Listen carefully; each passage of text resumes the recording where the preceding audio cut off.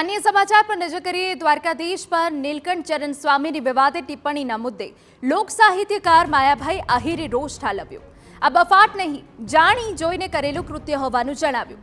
દર વખતે બોલવાનું અને પછી માફી માંગવાની આ સનાતન ધર્મને નુકસાન પહોંચાડવાના પ્રયાસ છે। ત્રેવડ હોય તો અન્ય ધર્મમાં ચાળો કરી બતાવે એટલે ખબર પડે। સ્વામિનારાયણ સંપ્રદાયના સાહિત્ય સામે પણ સવાલ ઊભા કર્યા।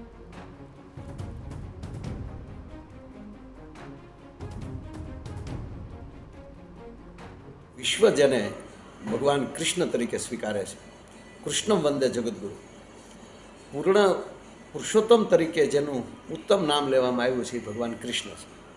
तो आजे एना विषे टिप्पण थाय अने एने जेने आपणे बफाट कही छे, ना बफाट नथी, जाणी जोईने आजे बधुं करवामां आवी रह्युं छे।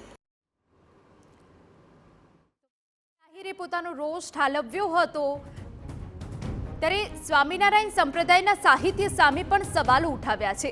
તેમનો આક્ષેપ છે કે ઘનશ્યામ ચરિત્રમાં એવા અનેક કિસ્સા લખાયા છે કે જે સનાતન ધર્મને ડહોળવાનો પ્રયાસ કરી રહ્યા છે અને એટલે જ આ ખોટા લખાણ દૂર થવા જોઈએ। વિશે અવારનવાર મહાદેવ વિશે બોલવામાં આવે કે બેઠા હતા ને માદળિયા ખાતા હતા ને એમાં શિવ પ્રગટ્યા ને એની સામે કુસ્તી કરવામાં આવી। શું આને બખવાટ કહો છો?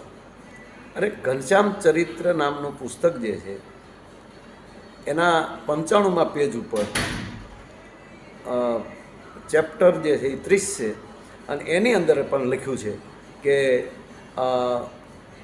બાલ ઘનશ્યામ પ્રભુને શ્રી કૃષ્ણ મળવા આવ્યા। ભાઈ કઈ રીતે?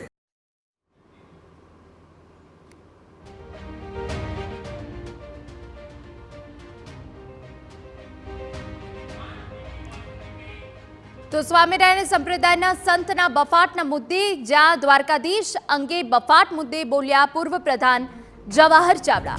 હિન્દુ ધર્મના દેવી દેવતાઓ માટે અપાર શ્રદ્ધા હોવાનું જણાવ્યું। ભગવાન શ્રી કૃષ્ણએ ગીતા દ્વારા જીવન સંદેશ આપ્યો। દુનિયાના કરોડો લોકોને ગીતા પર વિશ્વાસ અને શ્રદ્ધા છે। ધાર્મિક પુસ્તકોમાં દ્વારકા વિશેની ટિપ્પણી દૂર કરવી જોઈએ તેવું જણાવ્યું। ભગવાન કૃષ્ણ કે તેમની હાજરી વિશે ટિપ્પણી ન કરવી જોઈએ। આવી ટિપ્પણીથી કરોડો લોકોની આસ્થાને દુઃખ પહોંચ્યું હોવાની વાત કહી।